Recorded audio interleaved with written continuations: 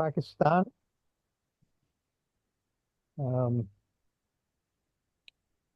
Yeah, so we're recording. I really look forward to hearing from you as much as you can pack about Mughal architecture in Pakistan. Yeah.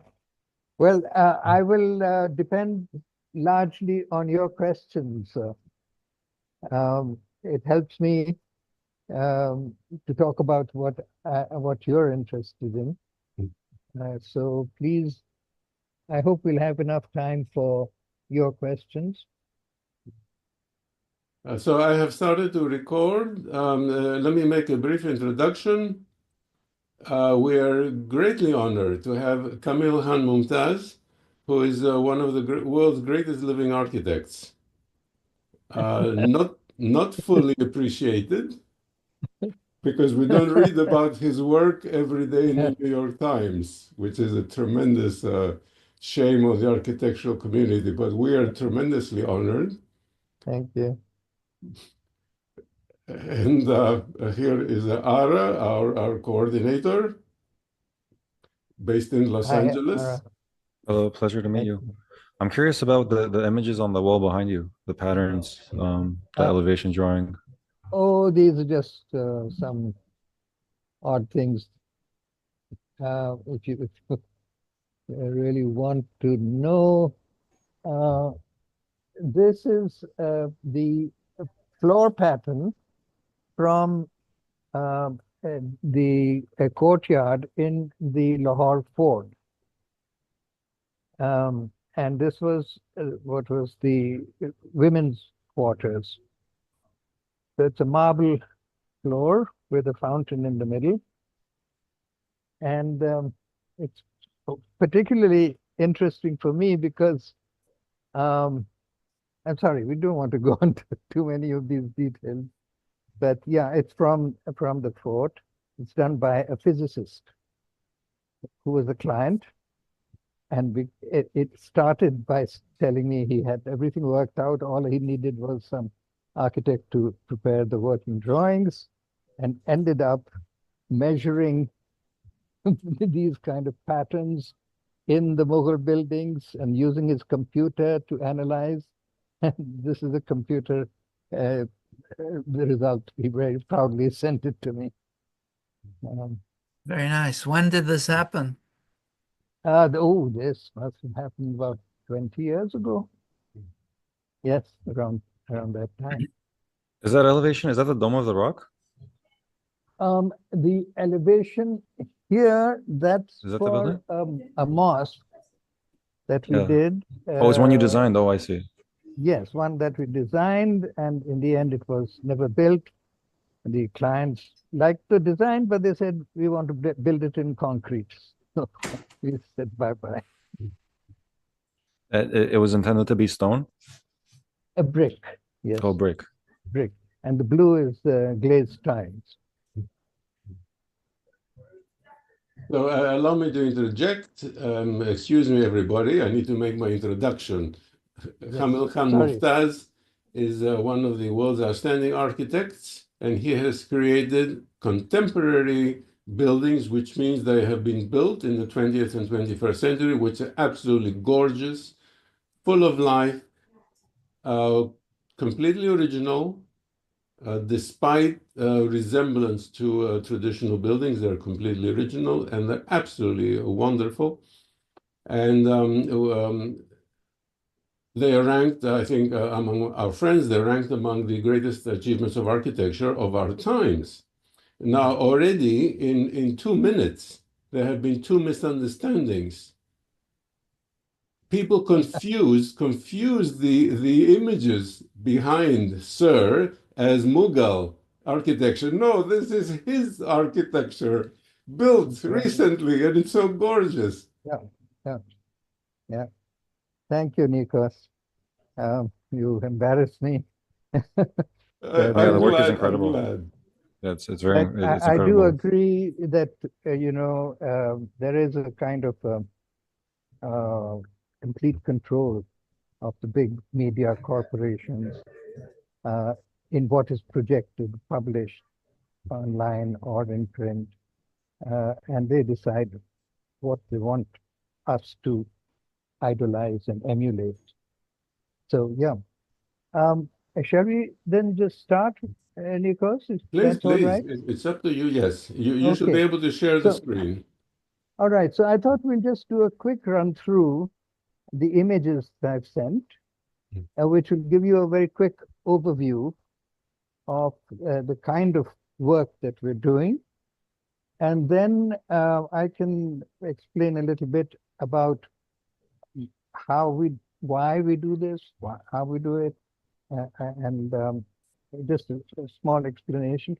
And then, as I said, I hope we'll have enough time for your questions so that we can take the discussion forward from there. Okay, so Ara, are you controlling, or Nico? No. It's up to you. You are allowed to share your screen whenever you wish. Okay, I'm slightly an ignoramus on Oh yeah, on the these bottom. On the bottom, there's a green electronic button. things. Mukit, I have to find where.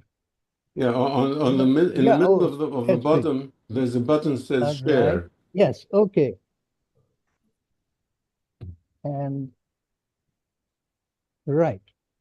I think we've got that on. Yes.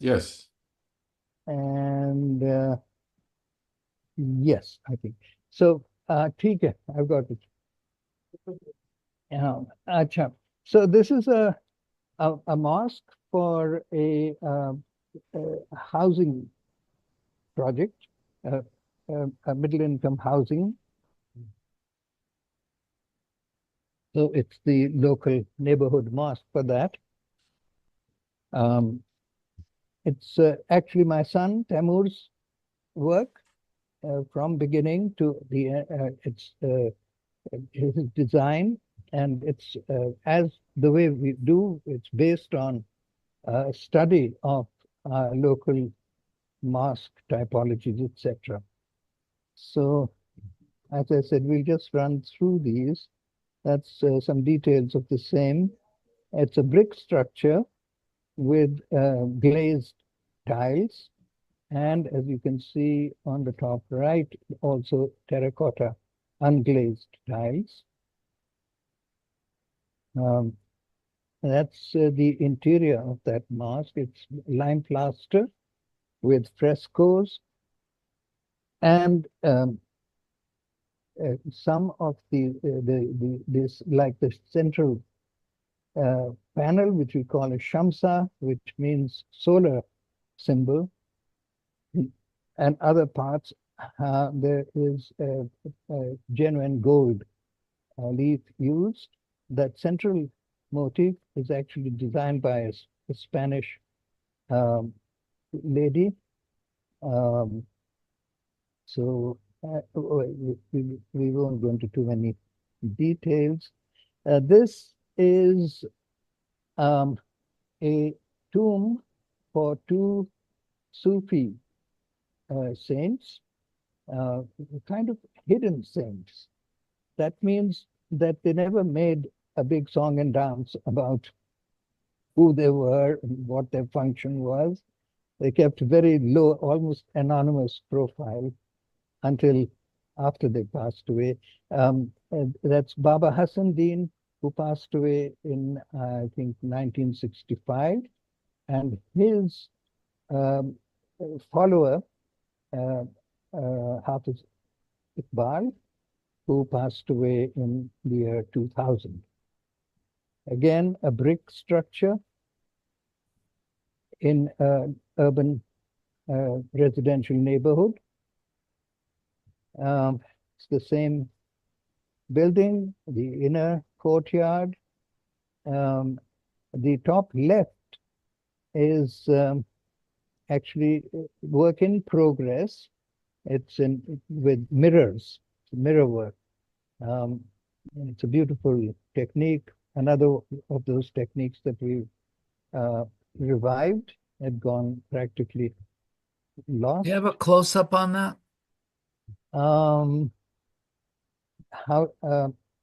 Mukid, you'll have to help me. Well, I'm wondering how faceted, what's the size of the mirror facets? As you can see, they vary from about, actually the pieces of mirror are just about 1 to 2 inches, Okay. and they are convex, so that they reflect in a very special kind of way. On the right is a plaster, lime plaster relief. And then there's fresco work in the veranda on the bottom left. That's more of the same building with the sarcophagus on the ground floor.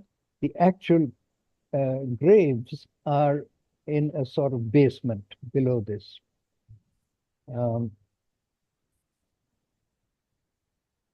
This is a mosque about 30, 40 kilometers from, no, a bit further.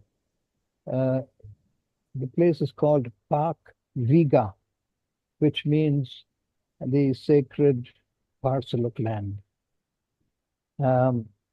It has a fascinating story, and if you like, you can get into that. It really illustrates how this whole traditional process actually works. Purely white marble inside and out. Oh my goodness. You can also get an idea of the scale, I think. That's from the top. So those are like prayer rugs in the marble floor? These are, yes, the marble, which is made with the prayer rug pattern. So you don't need to place any further carpets or anything. How modern. How modern? I'm trying to say this is a very modern approach. Oh, well, yes. Yes, our friend Nir likes to make jokes. However, in the summer in Pakistan, it's cooler Yes. to be praying on the marble than on a woolen carpet. That's right. That's quite right. Beautiful, really amazing. Now, this is a private family farmhouse, which you can see from the drone plan on the right. It was their farm on which they wanted to build a family residence. And the family is a sort of extended family. There's the first generation, who was Chief Justice of the Supreme Court, his wife, who's a dancer and singer, and then the 3 daughters, and who are also, again, amazing voice, folk singing, as well as classical singing. And then their sons-in-law, they're also into, one is a painter, one is a ceramist. So it's an artist's community. And so we have studios for these various arts. And then it turned out, the whole program evolved as we were designing, and they decided to get their friends over. So they have residential accommodation for visiting artists, etc. Entirely brick. And a small amphitheater as well for the music performances. That's the dance studio on the left. Both of these are from the dance studio, which actually I was surprised myself to discover the amazing, perfect acoustics in this hall. Not that I designed for it, but it just worked amazingly without any electronic amplification. This is a private residence in Lahore, say at Sardar Ali. Again, it's all in our Punjab plains. The only permanent building material really is the earth that we stand on. And so fired clay bricks, you can glaze the bricks. So it's really brick. And then in this soil between the rivers, you get lenses, pockets of naturally occurring hydraulic lime, nodules. So we use that plus white lime to get this lovely off-white color and texture. There's a balance of pointed arches and rounded arches. It's like, but it seems like, Yes. but on the mosques you go more pointed, it seems, and on the residents Yes, more yes. rounded. Each one of our projects is a whole story. And in this case, our client was interested in being rooted in our culture, but insisting that we should not imitate, we should do something new. And we spent, I think, more than a year discussing this whole issue. And so finally, we ended up with using these oval shaped arches rather than the more conventional pointed or multifoiled arches. He was all right with that. But as the project progressed, by the end of it, you just couldn't stop him. He wanted stone relief here, inlays there, frescoes somewhere else. This, I mean, this. He literally, I couldn't stop. But the end has been really very satisfying. We're all very happy with this. It came out fantastic. This is a tomb and a mosque. The tomb is the smaller black dome at the back. It's black because it's not finished yet, and the lime takes on this algae patina from over time. So these projects like this we've been working on this for more than 25 years, and it's still now being the external finishes are being done now. And this is because they are community projects. The funds are raised by the community, and that means it comes slowly. And then there is a constant ongoing dialogue with the community. So it takes rather a long time. And that's my son Temur's drawings for the exterior and interior finishes, which are now being done. Another of the techniques that we've revived is a very particularly Lahori technique of using glazed tiles, but the tiles are made in standard tiles in different colors, and then the pattern is made by cutting each color into the required shape, and then these are assembled and then transferred onto the building itself. It's a beautiful technique, and it means that they can stand up to the weather, very harsh weather that we have. Inside, of course, is lime plaster and fresco. So that was my small tour introduction to what we're doing. If you have any questions at this point, otherwise I will just go on to explain why and how we got to do this kind of work.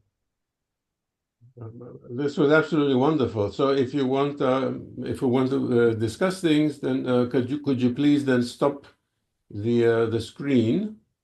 Even though I would love to see this, but then it'll be easier to see you talking when if you turn off. If we do that, and then I can have my mug on the full screen. We need to stop sharing.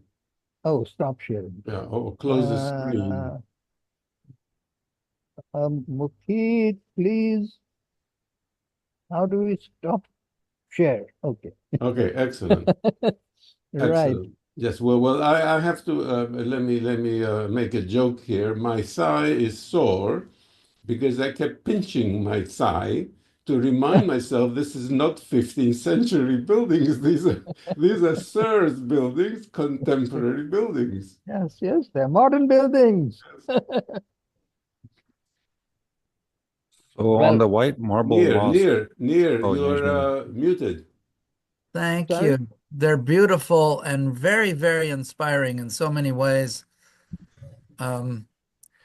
I do have questions, but maybe you just want to share some more on your own before we start asking you. Yes, I think that would be a good idea. So let me run through quickly how we got to do this.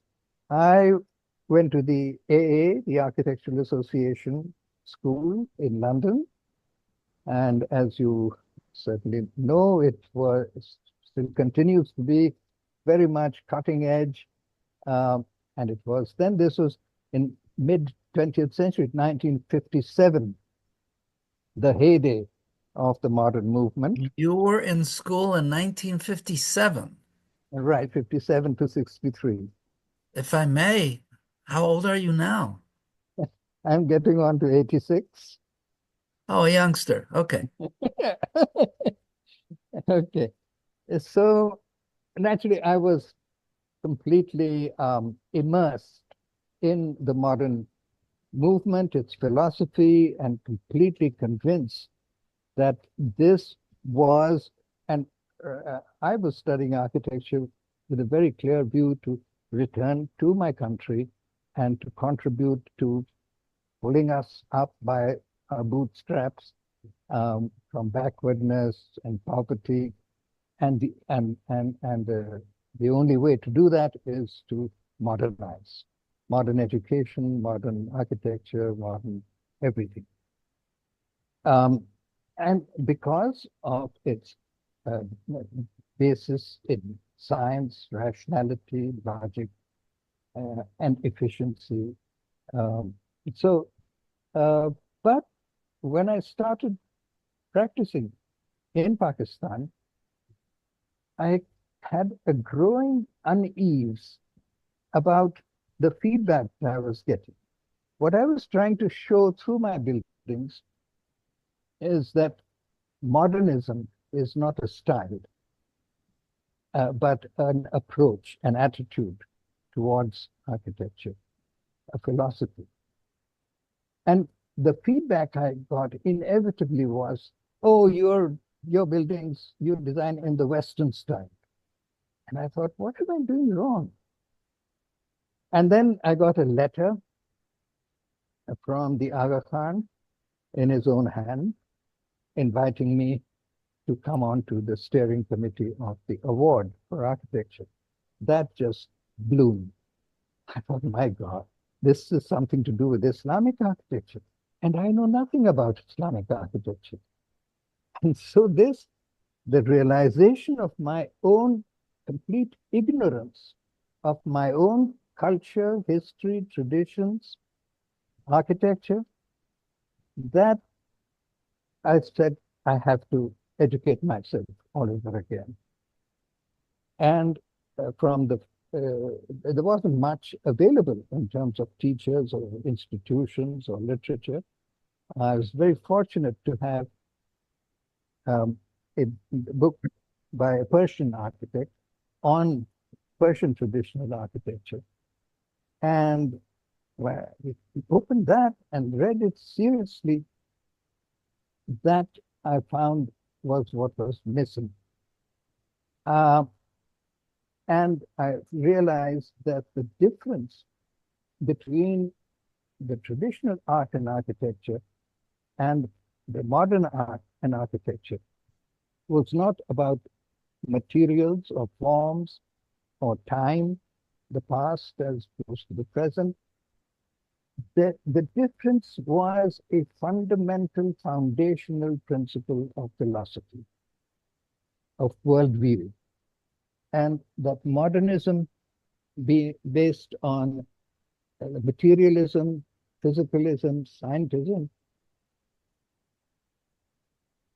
whereas all the pre-modern traditions were based on a metaphysical, spiritual foundation.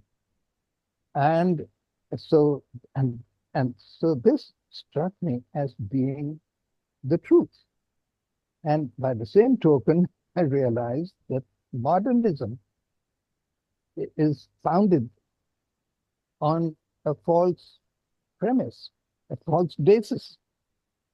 And that's where I started to seriously then try to learn. The more I learned, yes, you want to say something? I was just wondering, excuse me for asking again. More specifically, when in your career did this happen? How old were you? What years did this transformation occur? This happened, it started happening just before 1980s. So around 1980, I was about 40 years old. And 40 is a time where we mature. So yeah, so then I started pursuing this, and the more I learned, then I tried to apply in my work, and the more I applied it, I learned more, and so the process started. But then very soon, in the late 80s, 90s, another growing realization was the ecological crisis. And that brought two streams together.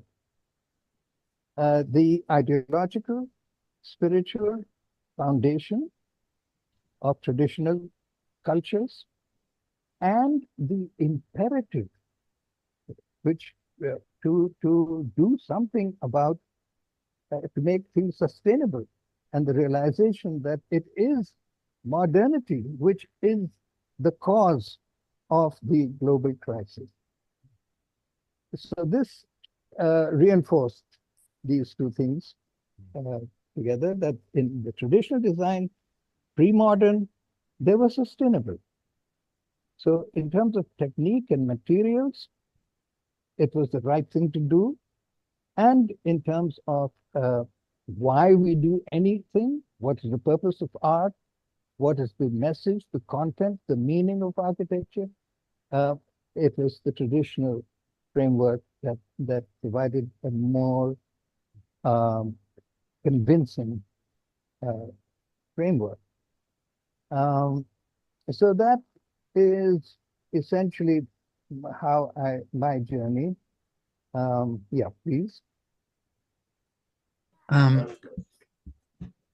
I think I understand a little bit of what you are saying, and I'm wondering if you cared to expand just a little bit, as far as you want to, really, obviously.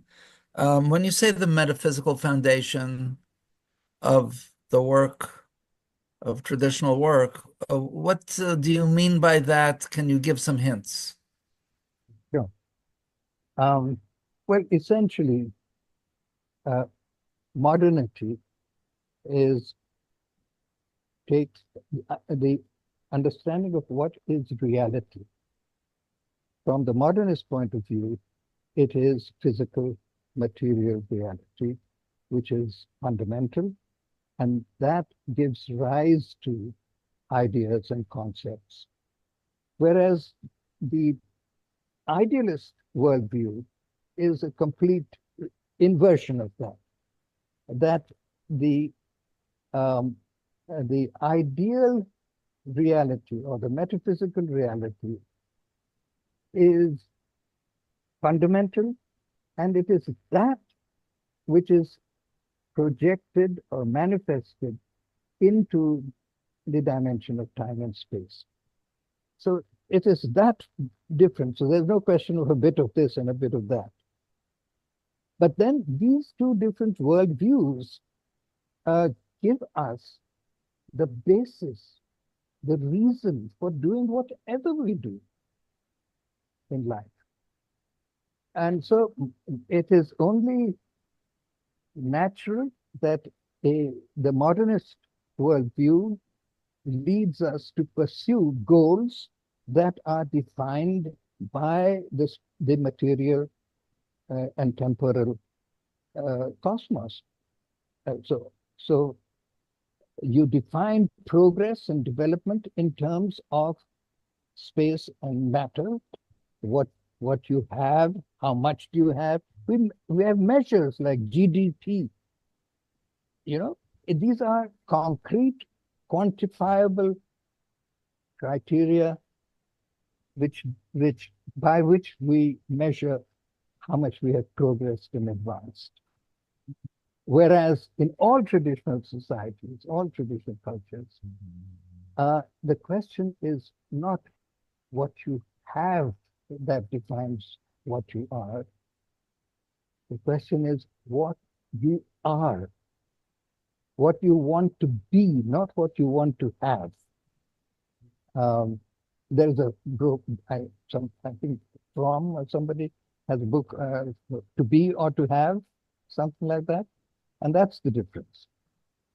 So then the function of art, including the art of building, is to clarify, to make us aware of the reality which is not apparent.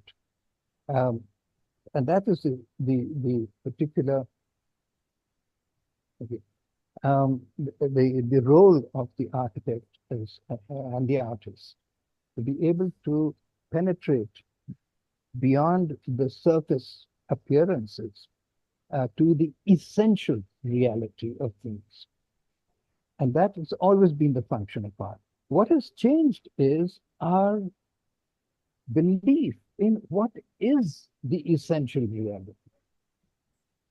And here I'd like to, again, you asked about time and so on. I think we must see this in the full perspective of human history. By accounts, it's 300,000 years humans been around. And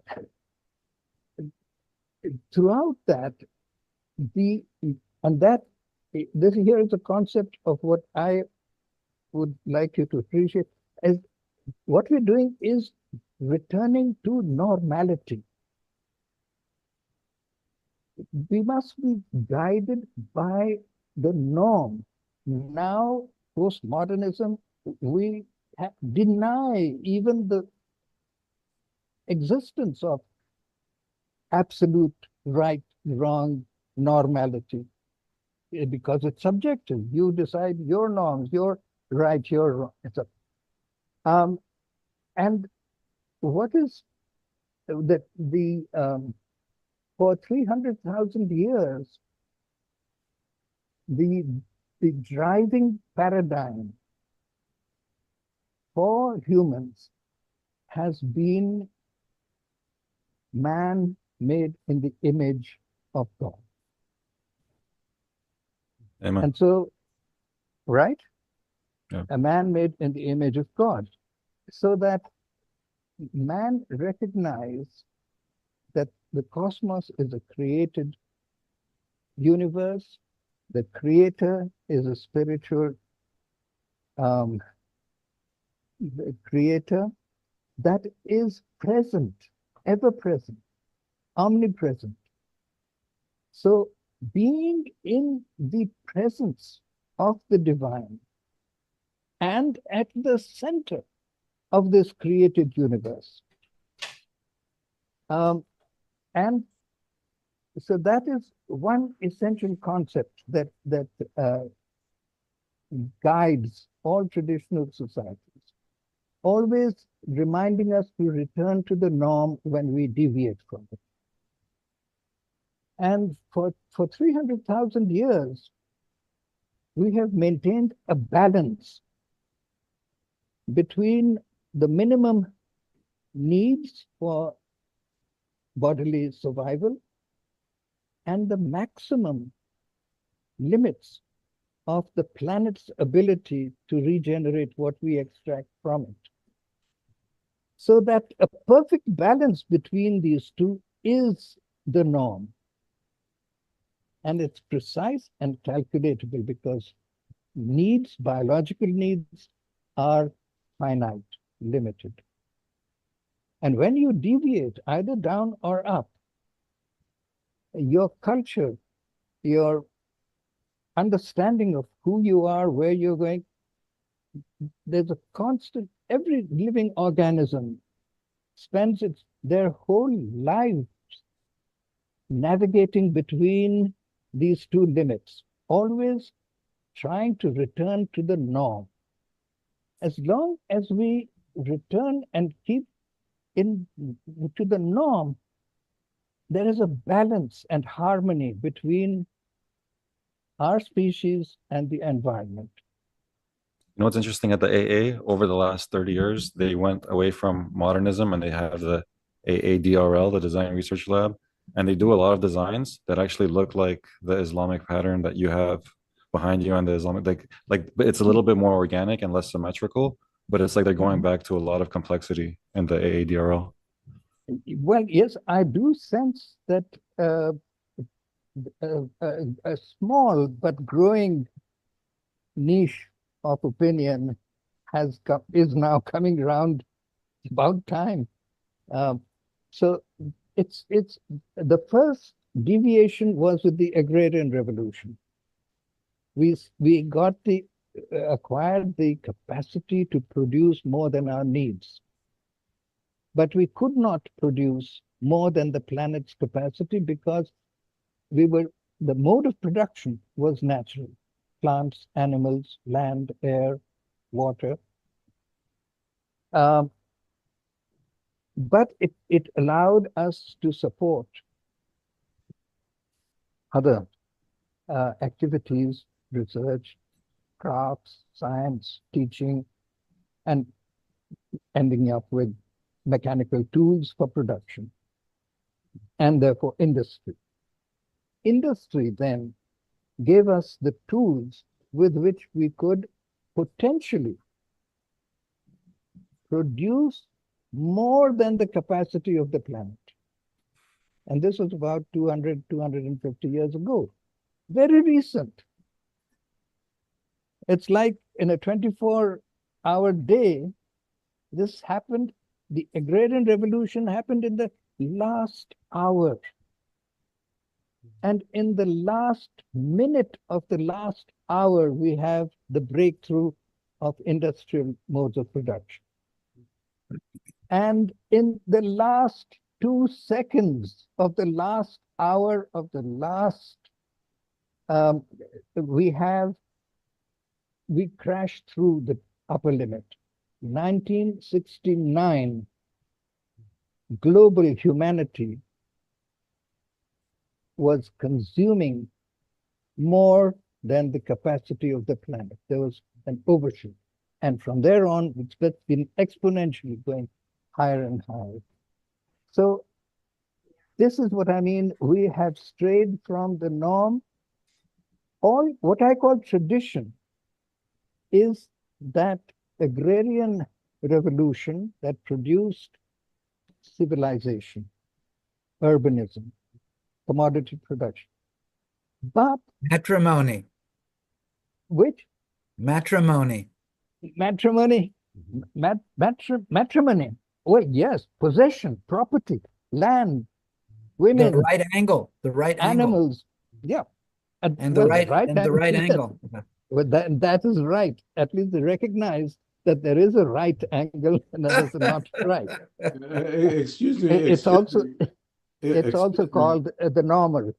Yes, I hate to interrupt, but we could just enjoy this fantastic lesson in philosophy, but I'm worried because there are 100,000 architecture students around the world whom I want to listen to this video. Mumtaz, sir, how can an architecture student today learn to be a real architect and to be in harmony with the earth? Exactly what you just told us. because the architecture schools are teaching the opposite. They're teaching technocracy and the worst consumerist type of approach to architecture. It's just a horrible, horrible tragedy. I think you, sir, you have the wisdom. Tell the world's students how to get an education in architecture, please.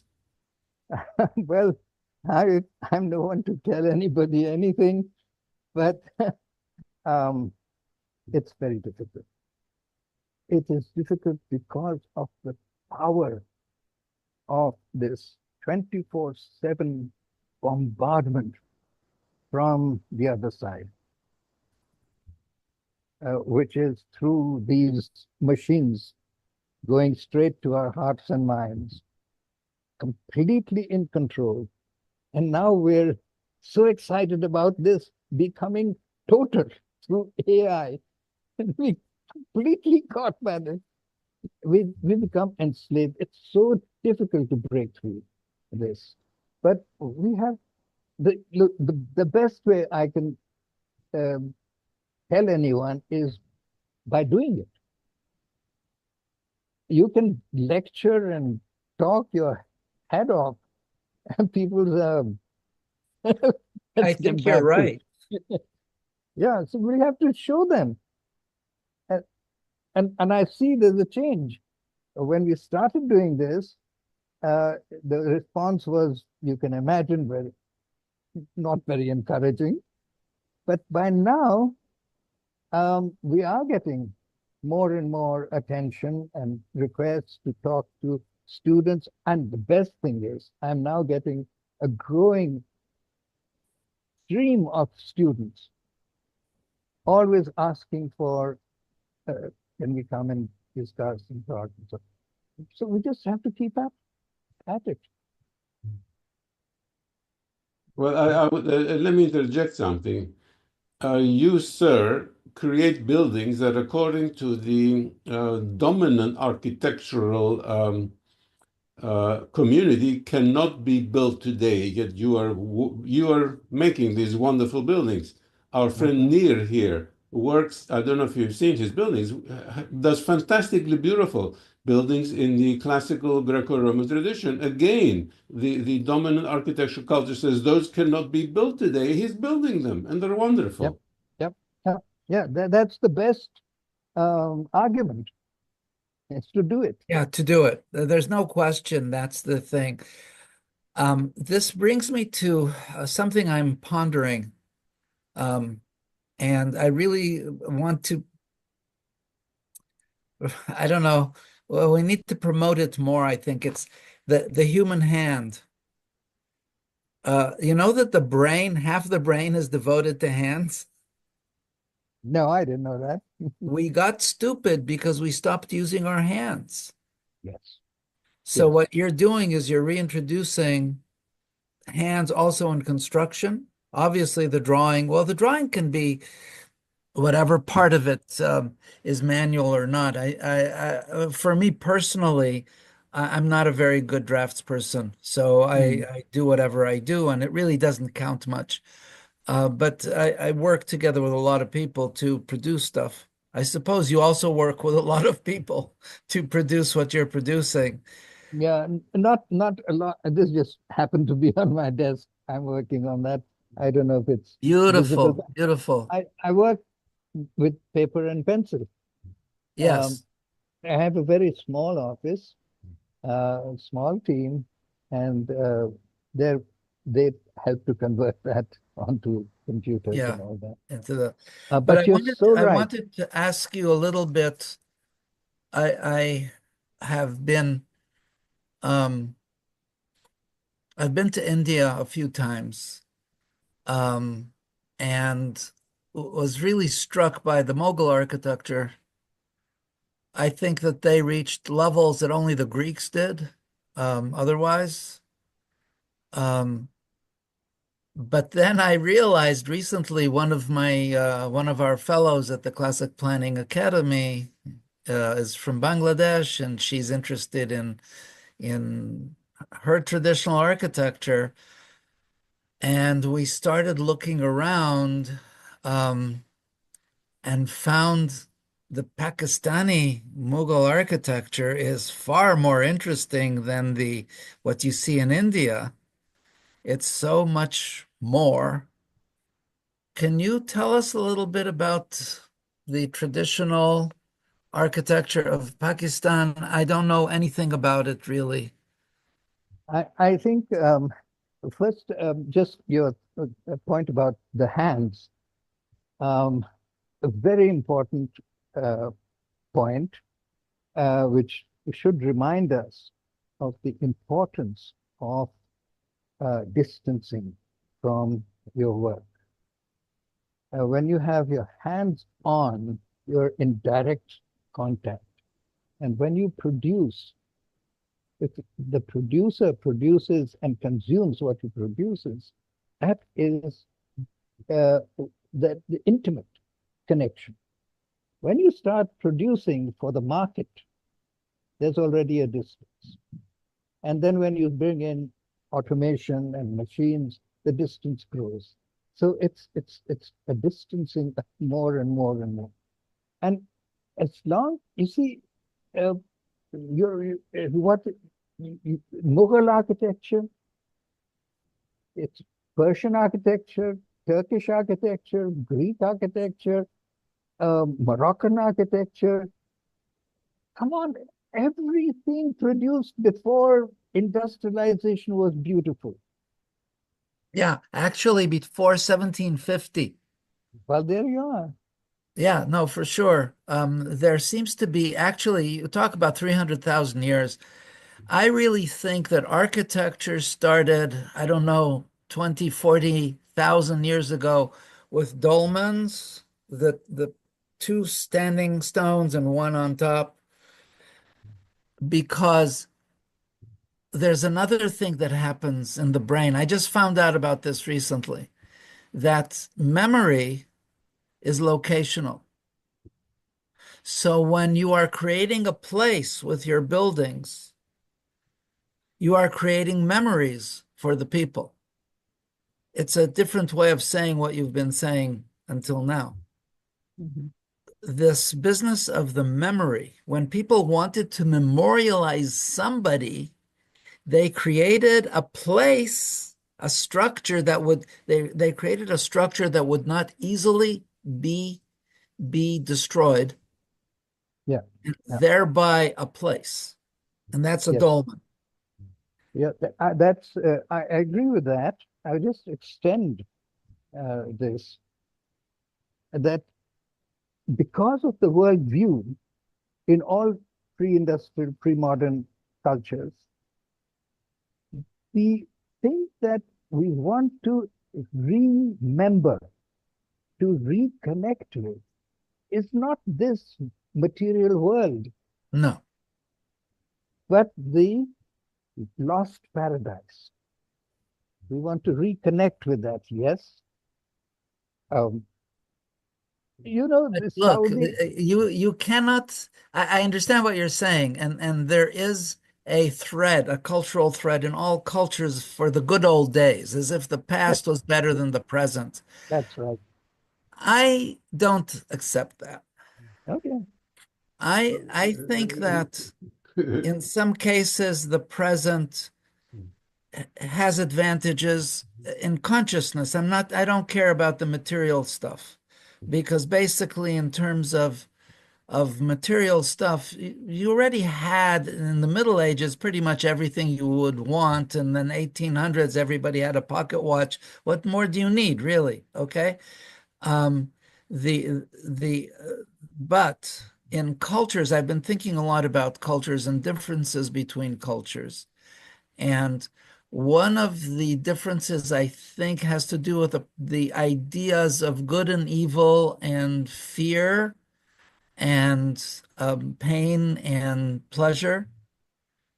And I really wonder about cultures that have, like Persian culture has as a very basic fundamental, the idea of the sons of darkness, the sons of light, that the forces of evil, forces of good.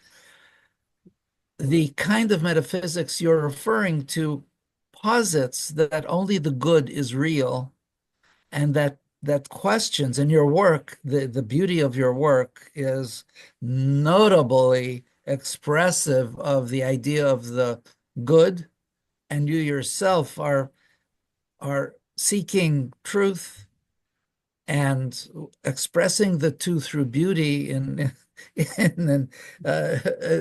can't say you're not. It's undeniable. Near, we're running out of time, and I don't want to lose the opportunity to discuss Pakistani architecture. We have here a sir who wrote the book about architecture in Pakistan. And let me put my own 2 cents worth. India and Pakistan were one country, and then some stupid British bureaucrat drew a red line and separated them. Yeah. Please, sir, tell us about the Pakistani architecture. Well, yes, you see, this is right. These are just constructs, the lines that we make on the planet.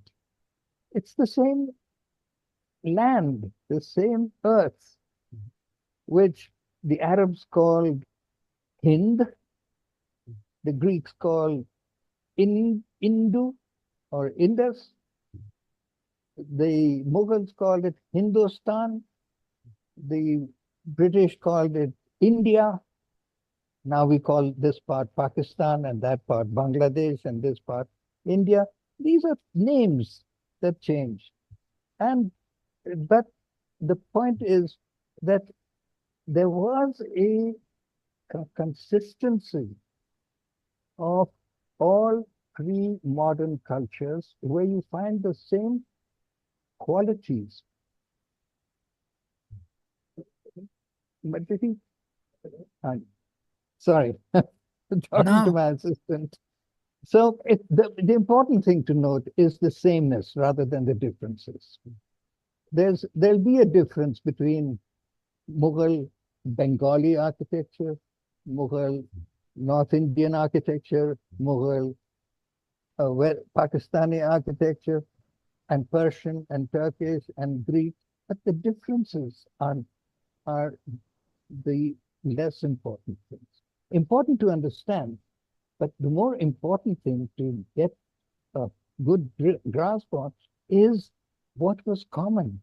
What is the essential commonality Absolutely. between all of these cultures? I love that we have the 3 main Abrahamic religions represented here. And we all share a similar, or we share the same spiritual ancestor. We all come from Abraham, where he had all the money and everything he inherited from his parents, but God comes to him and says, leave this, go on a journey. And you know, that's our spiritual ancestor. It's Abraham for all of us.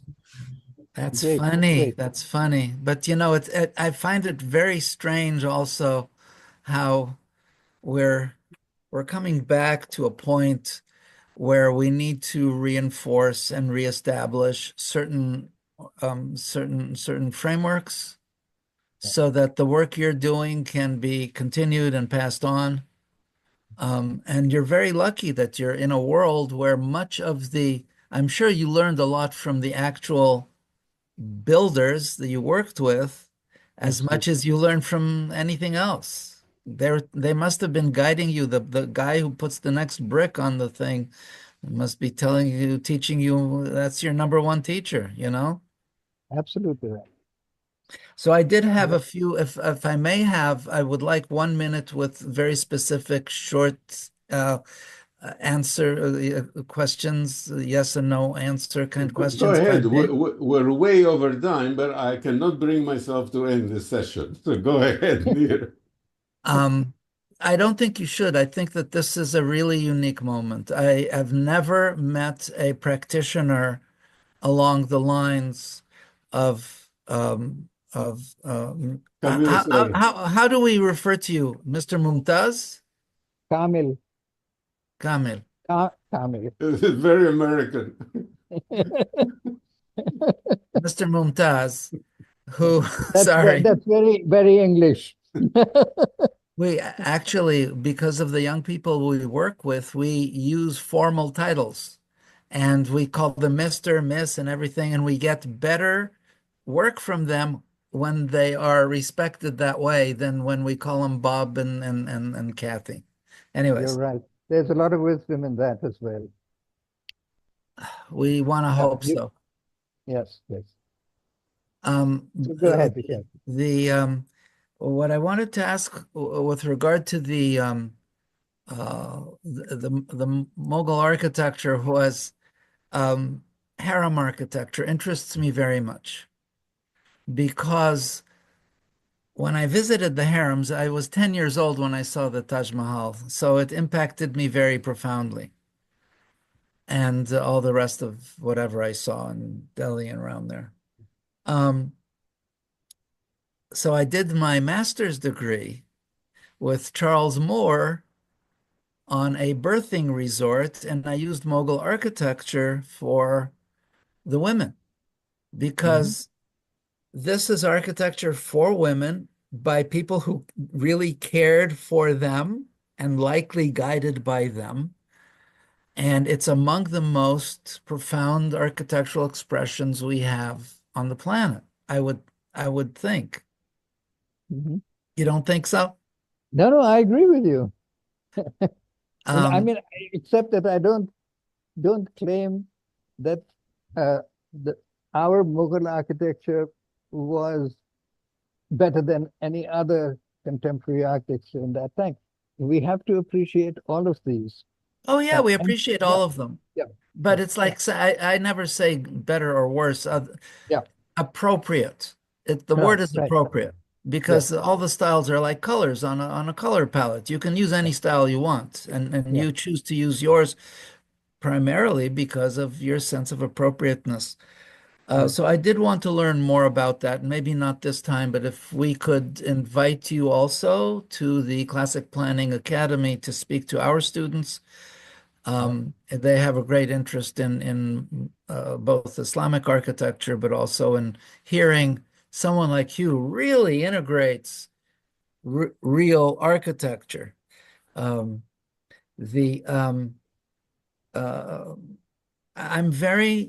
I wonder about the future and what kind of, and maybe we have another conversation with Mr. Mumtaz with regard to your ideas of how we actually, an extension of Nikos's question, how do we educate architects? I don't think it's about educating architects alone. It's about conveying a community sense of a goodness through construction and bringing it back to people who build with their hands, back to people who draw with their hands, but then again to the users, that this would be part of their culture, which we don't have right now because modernism is focused on a non-existent future, so there are no people in it. So I think I'd like to hear more about that. And finally, if we can refer to you, one of our graduates just got into Notre Dame, their graduate program. If we can introduce her to you for some guidance, I think that she would benefit from that. And be hard on her because she's good. Yes. Well, I think we all agree that there is a lot more that we should continue this conversation and try and get this out to as many people as possible in whatever formats you might find. I am available to anyone who would bother to listen to what we're saying, and please do refer anybody who is seeking that kind of guidance, etc. We'll always try to accommodate them. But I think formats like this one could also be more effective in getting out to more people. And you're right, this is a message. What we're talking about is not just for architecture. This is the world. This is our future. This is about humanity. And we're destroying ourselves. We have to stop. So we need to but all this will take many more discussion sessions to talk about these things. They need to be talked about. Yeah, So they do. yeah. I think we really need to put down the framework for the future. We need a future that is modeled on us, not as material bodies That's right. or even intellects, That's right. but as souls who really seek That's good. truth, goodness, and beauty. Well, I think I maybe agree. it's time for us to be wrapping up our session on a positive note. You see, the latest technology has made this wonderful conversation possible, and hopefully people will watch the video. I already have friends who are eagerly waiting. I did not allow them into the live session, but they want to watch the video. And we have three mature people here who have shared their ideas, and we have the youngster, Ara, who is the tech person as well as being a practicing architect. So Ara is in tune with what young architects are thinking about, and so that's the entry. And of course, as Nir pointed out, Nir runs this yearly conference and the Classic Planning Institute, which reaches out all over the world. So there is a part of the technology that we can be using, that we are using now. Yeah. To educate people that would be impossible 30 years ago. Fine, very good. So, Ara, I think the last word to you before we end our session. Yeah, I'm optimistic. You know, it's good and evil, but we know good is eternal. God is good, and you know everything else is temporary. So yeah, I'm optimistic. Thank you guys so much for sharing, man, and thank you so much, Nikos, for connecting all of us. That's wonderful. Yeah, it's amazing. These It conversations is are my so valuable. honor, and of course, Kamil has an open invitation anytime to join us to say wonderful things and to enlighten the whole world. Yeah. Anytime, Nikos, available. Thank you so much. Thank you, guys. everybody. Okay. Okay, everyone, keep well. Thank you. Bye-bye.